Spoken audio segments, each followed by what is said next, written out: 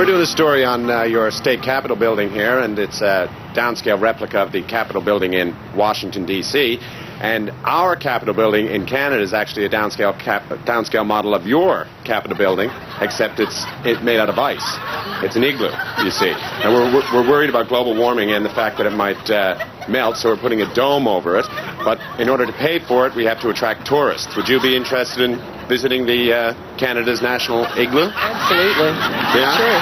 Congratulations, Canada, on preserving your igloo. Congratulations, Canada, on preserving your national igloo. Yes, indeed. Well, congratulations, Canada, on becoming part of North America. Thank you very much. Who's the governor of Arkansas now? It's Mike Huckabee. Mike Huckabee. Mike Huckabee. Does he have an education at all, or? Oh, yes. He's a college graduate. I think he is college educated, though, at least. He seems like an intelligent guy. Yes, he does. Do you think he would know much about, say, Canada-U.S. relations, anything about Canada? I would think so. I would hope so.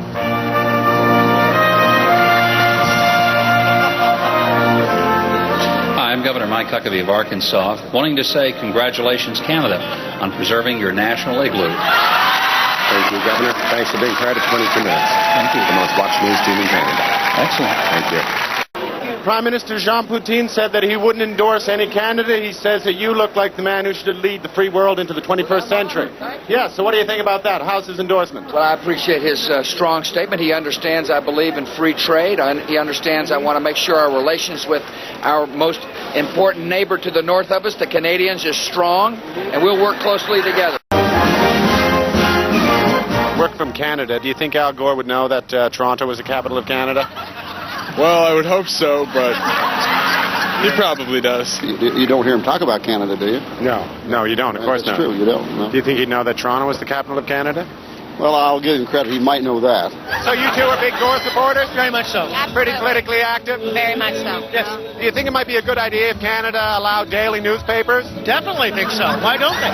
Congratulations, Canada, on reaching a population of 1 million. Will you be voting for Gore? I believe so.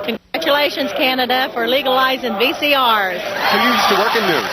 I did for about 15 years. Congratulations, Canada, on legalizing staplers. Congratulations, Canada, on getting the electric lights in Parliament. Congratulations, Canada, for finishing the channel to China. If you were a Canadian, you'd like to see Canada allow daily newspapers? Absolutely. So we should have a daily newspaper in Canada? I would think that for those people that would take advantage of it, certainly. Mr. Gore, question from Canada. You know, it is a tradition that newly elected presidents always make their first foreign visit a trip to the capital of Canada. Can we expect to see President Gore in Toronto in the new year? Well, I'm just focused on the election. Do you think he'd know, like, that Toronto was the capital of Canada? Well, yeah, if you think that's real important. Congratulations, Canada, on getting a second area code. Well, see, in Canada, we're on a different clock. We've always been on a 20-hour clock, which is similar to the French. And now there's some discussion that we should finally get in line with the United States and move on a 24-hour clock. So it's not synchronized with U.S.? No, because an hour of Canadian time actually has like 65 American minutes. So the problem is, using American, you come to Canada to visit, and then your bus leaves at 4:30, and then you show up for 4:30, and it's really leaving really on our clock 10 after 5. You know what I mean? Well, yeah, I do, and I think you should go with U.S. time. It would be very confusing. This is the first I've heard about it. I had no idea that Canada was on a 20-hour clock. But it's actually the same amount of time, but just our minutes are longer. Okay. By American standards. Well, I think it should be switched. Yeah. Canada, please move to the 24-hour clock. Who's the governor now? Thomas Vilsack. His name's Tom Vilsack. Tom Vilsack. He's a lawyer by trade, I believe? He's a lawyer. So he's an educated man? Yes, he is. Yeah. The man is very smart. If he needs to know it, he knows it.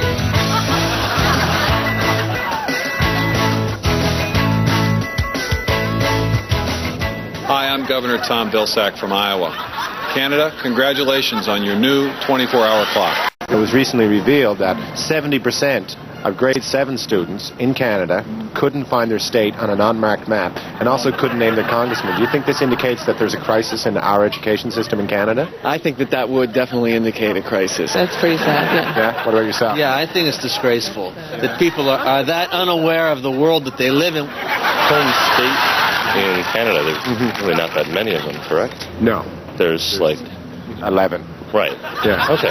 Yeah, that's definitely a problem. Congratulations, Canada, on allowing dogs as house pets. A recent survey in Canada showed that 70% of grade 7 students couldn't find their home state on an unmarked map.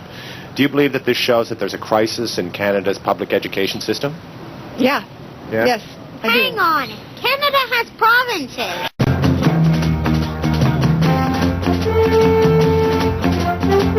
As you're probably aware, it's been widely reported that the mining rights to Mount Rushmore is actually held by a Canadian company. They say that they want to do preliminary explorations to see if there's any plutonium in the mountains. They want to do precision blasting in the off-season, but some people are saying that's not acceptable. They should be forced to drill into the heads from behind. What do you think? I think probably from the back. I think from the back of the mountain. Why mess up? You know, this is a national monument. Choose the course which has the least impact on the environment. And if that involves precision blasting, which it should, I think that's probably okay. So do you think they should be forced, even though it's more expensive, to drill into the heads from behind? Yes. Hello, Canada. Our Eskimo neighbors to the south. You're watching Jean Chrétien on Bumbling Through What? Jean Chrétien, who is the mayor of Burlington, Ontario, is a big fan of Baywatch, and in fact has declared Baywatch Days again this year. Thank you, Jean Chrétien, for declaring Baywatch Days. You're watching Jean Chrétien. You're watching Jean Chrétien on Channel 22, Bumbling Through My Feet. No, it's not. Jean Chrétien's Bumbling Adventures. Well, it's your name. The mayor of Burlington in Canada, Jean Chrétien, has declared Springer Days.